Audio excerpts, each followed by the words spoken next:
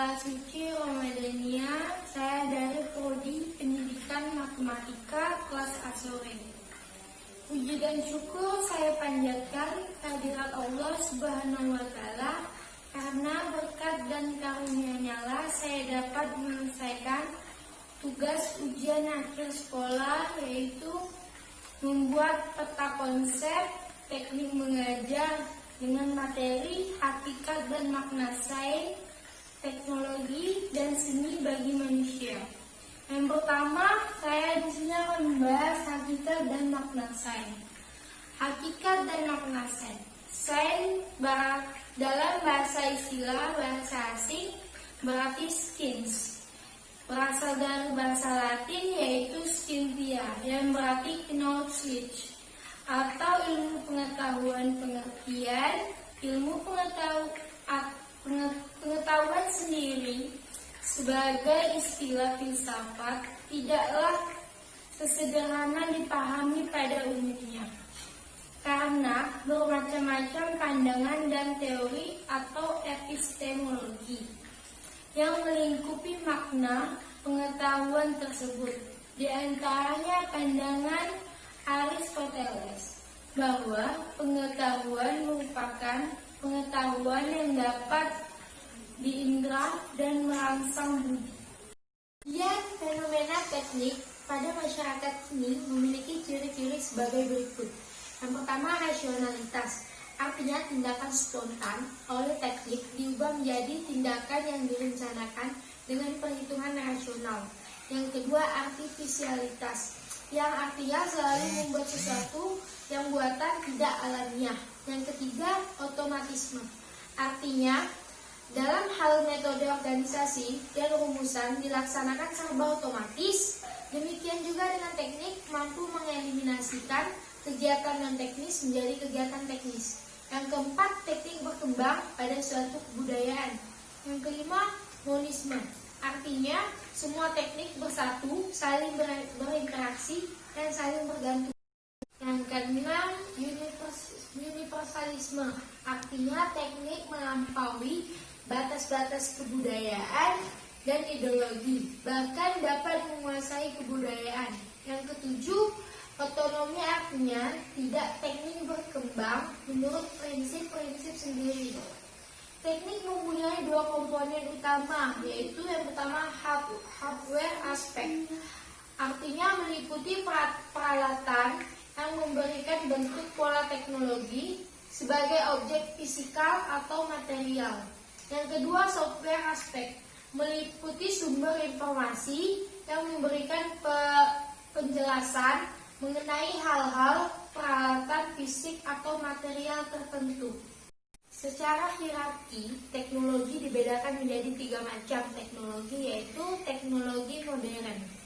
Jenis teknologi ini mempunyai ciri-ciri antara lain padat model, mekanis elektrik, menggunakan bahan import berdasarkan penelitian mutakhir, dan lain-lain. Yang kedua, teknologi media. Jenis teknologi ini mempunyai ciri-ciri antara lain padat karya, dapat dikerjakan oleh keterampilan setempat, menggunakan alat setempat berdasarkan alat penelitian. Yang ketiga, teknologi tradisional. Dan jenis teknologi ini mempunyai ciri-ciri sebagai berikut. Yang pertama, padat karya atau menyerap banyak tenaga, menggunakan keterampilan setempat, menggunakan bahan setempat berdasarkan kebiasaan. Yang ketiga, kita akan membahas tentang hakikat dan makna seni. Hakikat dan makna seni. Menurut pandangan tradisional, seni hanya diekspresikan oleh segelintir orang dan kecerdasan manusia. Pandangan ini mengatakan bahwa kegiatan ini artistik yang benar ataupun macamnya hanya dilakukan oleh orang yang memiliki kreativitas unik. Namun di masa ini, pandangan semacam itu dianggap terlalu sempit. Seni adalah suatu nilai yang hakiki yang tidak bisa dipisahkan dari kehidupan manusia. Manapun ditandai dengan seni, manusia sebagaimana terungkap dalam berbagai karya.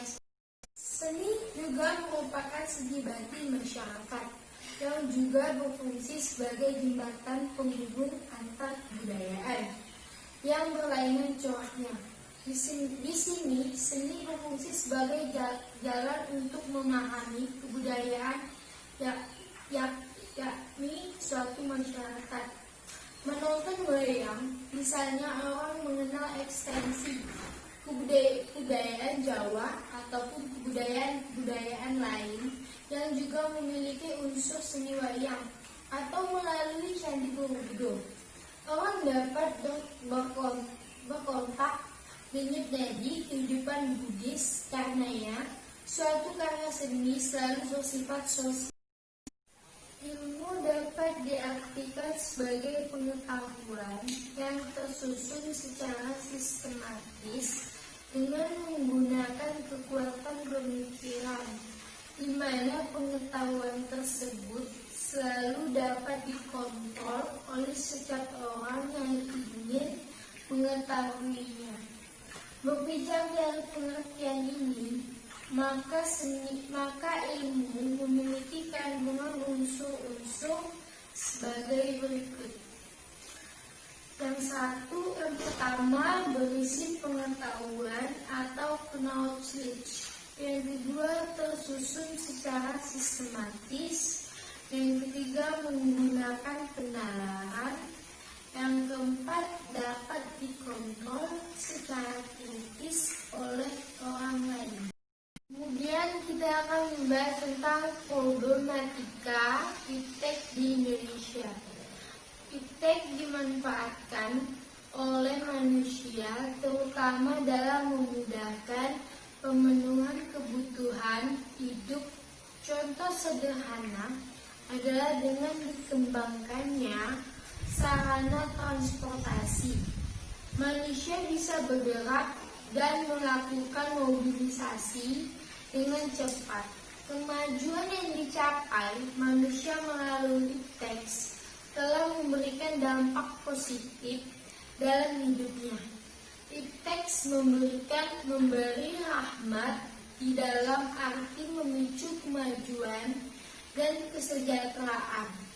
Namun pemanfaatan iptek oleh manusia dapat pula berdampak buruk bagi kehidupan dan lingkungan hidup manusia itu sendiri. Problematika pemanfaatan iptek di Indonesia antara lain yang pertama rendahnya kemampuan iptek.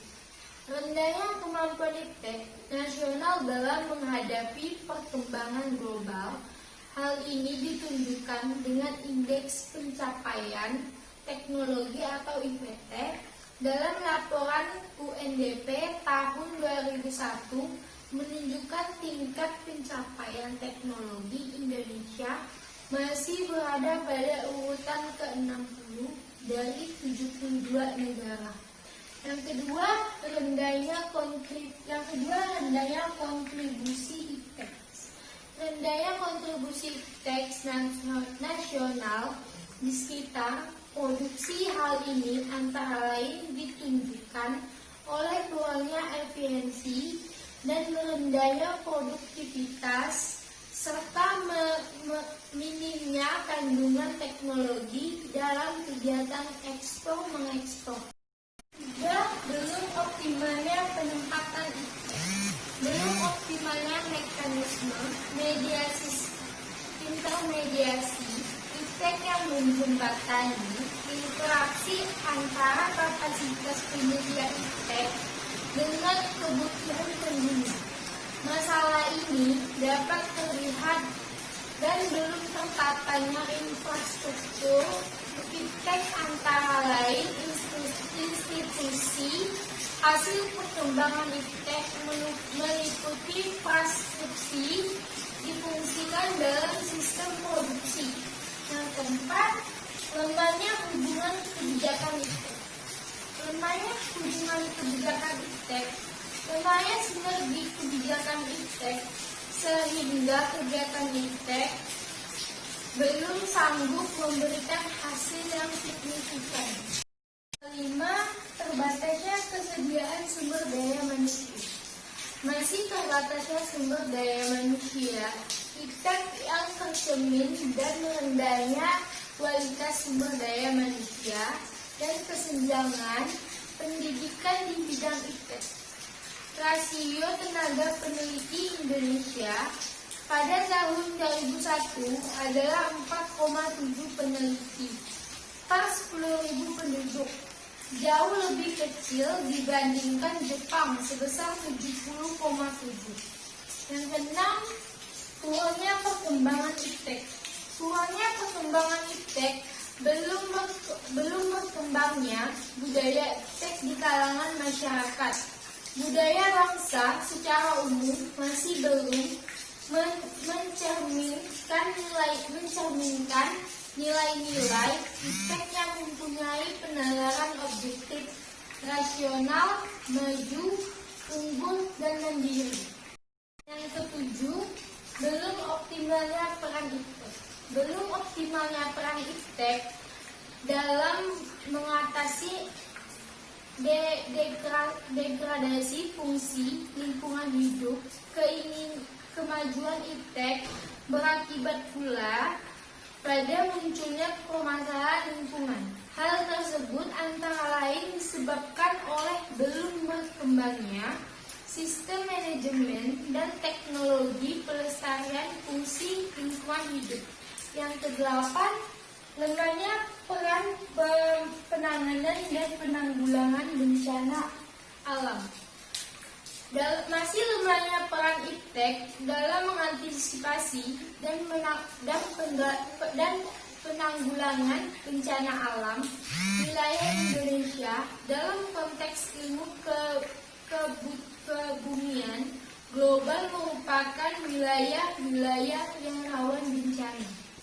Korban akibat bencana alam merupakan indikator bahwa pembangunan Indonesia belum berwawasan bencana.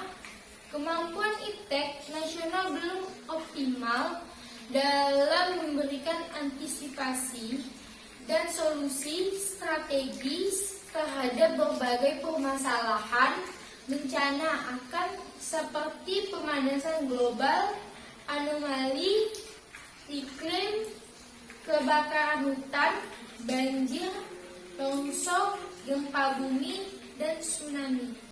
Kesimpulannya, dari materi hakikat dan makna sains seni teknologi bagi manusia, yaitu setiap kebudayaan selalu terdapat ilmu pengetahuan atau sains dan teknologi yang digunakan sebagai acuan untuk menginterpretasikan beserta isinya, dan memahami lingkungan beserta isinya, serta digunakan sebagai alat dan memanfaatkannya untuk pemenuhan kebutuhan manusia. Ilmu selalu tersusun dari pengetahuan yang teratur yang diperoleh dengan pangkal tertentu atau objek tertentu dengan sistematis, metodis, rasional, logis, empiris, umum, dan akumulatif. Sekian penjelasan saya mengenai peta konsep teknik mengajar, yaitu materi, hakikat, dan makna sains, seni, dan teknologi bagi manusia.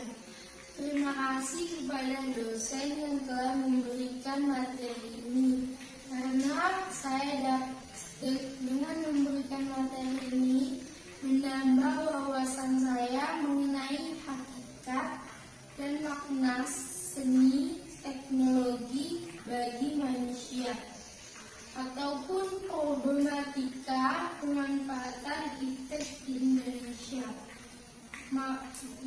Lebih dan kurangnya mohon dimaafkan karena saya di sini masih belajar. Saya akhiri.